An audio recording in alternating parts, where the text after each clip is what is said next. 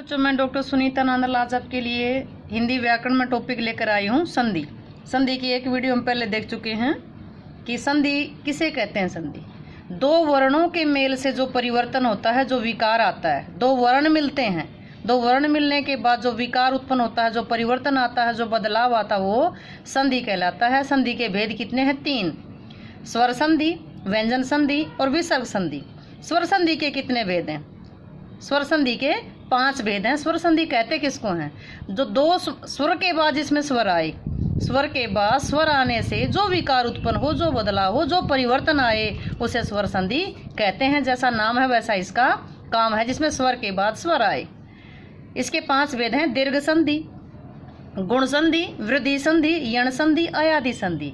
दीर्घ संधि हम पहली वीडियो में कर चुके हैं। दीर्घ का मतलब क्या है? बड़ा, यानी कि जिसमें एक ही परिवार के हों। जैसे ए आ, जिसमें ए में ए आए तो भी आ बने, ए में आ आए तो भी आ बने। इसी तरह ई उ एक ही परिवार के हों तो ए आ ई उ, जिसमें दीर्घ बन जाए। दीर्घ का मतलब बड़ा बन जाए, हो उसी परिवार का।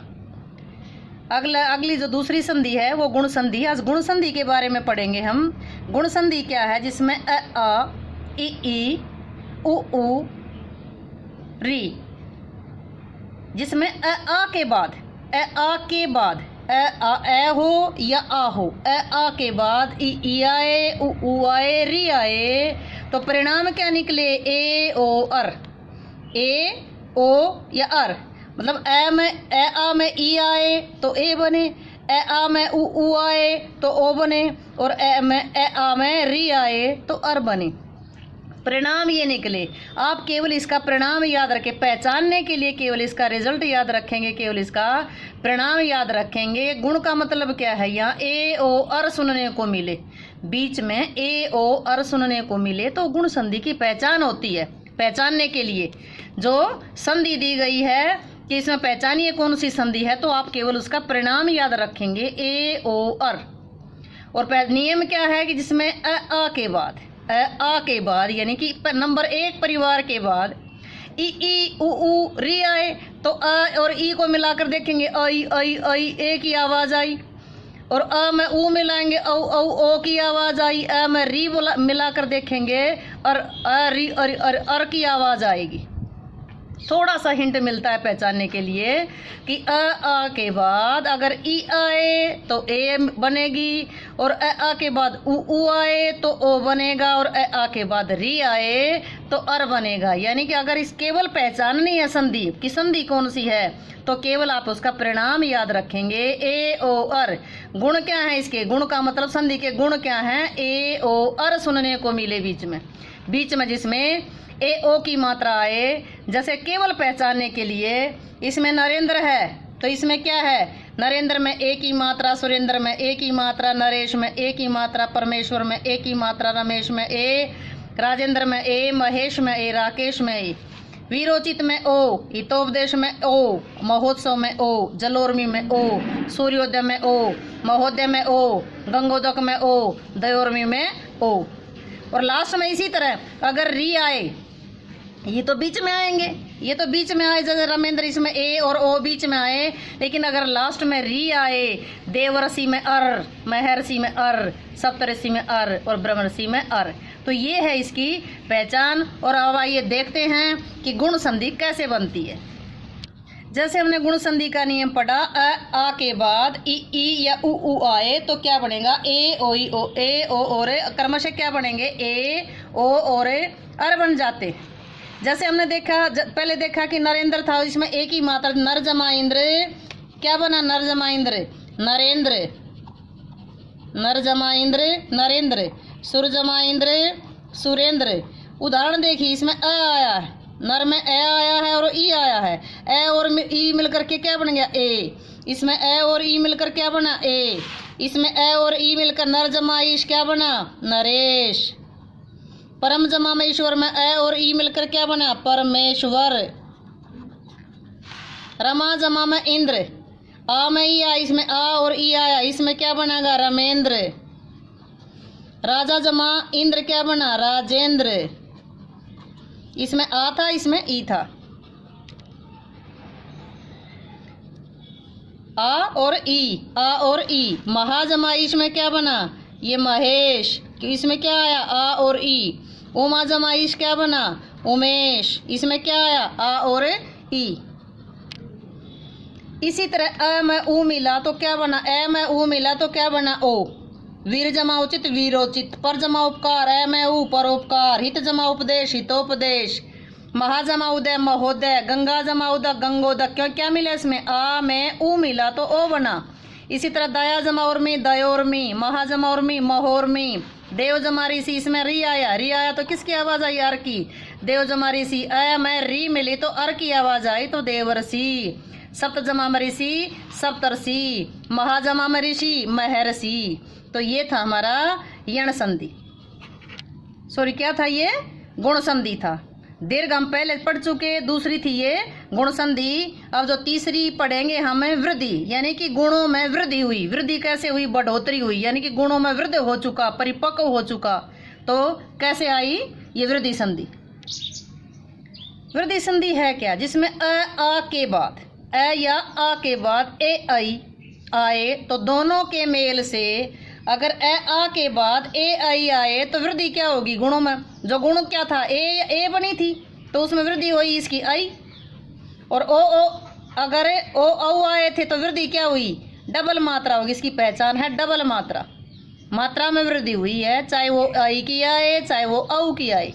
इसकी पहचान ये है कि इसके ऊपर डबल मात्रा मिलेगी। वृद्धि का मतलब क्या है, ये वृद्ध हो चुका। किसमें वृद्ध हो चुका, ये गुणों में। गुणों में इतना परिपक्व हो चुका, इतना वृद्ध हो गया कि मात्राएं डबल हो गई। यानी कि ए आए तो आई की मात्रा, ओ आए तो औ का, यानी कि मात्राओं में, ये मात्राओं में वृद्धि हुई है। अब जैसे अ में ई आए तो ए, बोलकर देखे, अ में ई आए तो ए आई, अ में ए आए तो आई, और आ में ए आए तो आई। यानी कि यहाँ ये आई का मतलब क्या है, ये ए है, ये है ये बराबर ए, और जो आई है वो क्या है, ये बराबर में इसके दो मात्राएं होती हैं, आई की मात्रा आती है, इसलिए दिखने में सिंगल मात्रा होती है लेकिन ये लिखने में डबल मात्रा होती है। पहचानने के लिए केवल याद रखना है कि यह में डबल मात्रा है, तो इसमें वृद्धि हुई है, इसके गुणों में वृद्धि हुई है। उदाहरण के तौर पर देखिए, ए में ए आया तो आई, ये आई, एक मात्रा डबल आ गई, क्योंकि इसमें ए में ए मिला है तो आई बना है। लोक जमाएषणा लोकेशणा डबल आया है, मत जमाएक मत एक, सदा जमाएव सदैव, महा जमाएश्वर्य महेश्वर्य, वन जमा औषध डबल हो गया वनौषध, परम जमा औदार्य परम औदार्य, महाजमा ओजस्वी महोजस्वी, महाजमा औषध महोषध। पहचानने के लिए क्या आया है कि जिसमें जहां भी डबल मात्रा लगेगी, आई की मात्रा आई की मात्रा आई की मात्रा आई की मात्रा औ की मात्रा औ की मात्रा औ की मात्रा औ की मात्रा, जहां कहीं भी डबल मात्रा मिलेगी वहां पर कौन सा होगा, वृद्धि संधि होगी। गुणों में वृद्धि हुई है। तो पहली थी स्वर संधि, स्वर संधि का पहला भेद था दीर्घ था, दूसरा था गुण था, तीसरा कौन सा चल रहा है अब, ये वृद्धि संधि है। अगला करेंगे हमें यण संधि। यण संधि क्या है, अच्छा यण संधि देखिए, यण संधि क्या है, जिसमें ई उ री के बाद, ई उ री के बाद भिन्न स्वर आए तो भिन्न स्वर का मतलब अलग, यानी ई उ री से अलग भिन्न स्वर आए, अलग स्वर आए तो ई का ये बनेगा, उ का वह बनेगा, यानी कि ई का यह और उ का वह बनेगा। उदाहरण के तौर पर देखिए, ई उ री, इसके बाद में ए आ उ ए आई भिन्न स्वर कुछ भी आए, कोई भी भिन्न आए, कोई भी अलग स्वर आए तो यानी कि या यू ये यही, यानी कि यह का परिवार बनेगा। वह वा वी वही, यानी वह का परिवार बनेगा। रे रा री, यानी कि रे का परिवार बनेगा। इसकी पहचान क्या है कि कोई न कोई अधूरा शब्द मिलेगा, वर्ण मिलेगा, कोई ना कोई अधूरा वर्ण मिलेगा। और किसके साथ मिलेगा, ये वह र के साथ इसकी पहचान है। ये वह र, यवर के साथ कोई ना कोई अधूरा मिलेगा तो पूरा होगा, यानी कि यह वह र के साथ कोई ना कोई अधूरा मिलेगा, ये इसकी पहचान है। उदाहरण देखिए, जैसे अत्याचार में तय अधूरा है, यह के साथ है, यद्यपि में द अधूरा है, यह के साथ, ये यह के साथ, ये यह के साथ, ये वह के साथ, ये वह के साथ, ये यह के साथ, ये यह के साथ, पित्र में ये र के साथ है, ये न, ये वह के साथ, ये वह के साथ, ये वह के साथ, यानी यह वह र के साथ कोई ना कोई अधूरा वर्ण मिलेगा, अधूरा शब्द होगा। ये छांटने के लिए कि संधि कौन सी है, संधि का प्रकार छांटने के लिए है कि संधि कौन सी है। तो ये इस तरीके से हम अच्छे प्रकार से छांट सकते हैं। अब संधि का विग्रह करके देखेंगे कि यानी कि ई उ ऊ, ई उ ऊ, री के बाद अगर कोई भिन्न स्वर आता है तो कैसे बनता है। प्रत्येक है, प्रत्येक का क्या बना, ये प्रत्येक का बना प्रति जमा में इक, प्रति जमा में इक। हाँ क्या था ये, प्रति जमा में एक, प्रति जमा में एक, तो इसमें ई आई यानी कि इसके बीच में छोटी ई आई और ए आया यानी कि भिन्न स्वर आया, एक जैसा नहीं है, भिन्न स्वर आया। तो इस किसी ई किसकी आवाज़ दी, यह की, तो प्रति जमा एक क्या बना, ये प्रत्येक। इसी तरह हम देखेंगे सखी जमा आगमन, सख्यागमन यानी कि सखी जमा आगमन, सखी जमा आगमन, इसमें बड़ी ई आई, इसमें आ आया, तो किसकी आवाज़ आई, इसमें या की आवाज़ आई। इसी तरह नेक्स्ट देखिए देवी जमा में आगमन, दिव्यागमन, इसमें ई और इसमें आ आया, दिव्यागमन। तो इसमें या इनकी यह आए, ये या यू व वा वी रा री, पहचानने के लिए क्या इसमें कोई ना कोई अधूरा वर्ण आता है। और किसके साथ आता है, यह व र के साथ आता है। इसके और उदाहरण देखेंगे, जैसे प्रति जमा एक प्रत्येक, देवी जमा आगमन दिव्यागमन, सखी जमा ऐश्वर्य सख्यैश्वर्य, सु जमा अच्छ सवच्छ। यहाँ आप कहेंगे इसमें कि वृद्धि संधि है, नहीं, ई में भिन्न स्वर आया है, ई में ए आई है तो यही आया है। सु जमा अच्छ सवच्छ, व की आवाज़ आई, सु जमा आगत स्वागत, अनु जमा इति अन्विति, प्रभु जमा ऐषणा प्रभवेषणा, वधु जमा आगमन वधवागमन, पितृ जमा अनुमति पितृनुमति, मातृ जमा आज्ञा मातृज्ञा, मातृ जमा इच्छा मातृइच्छा।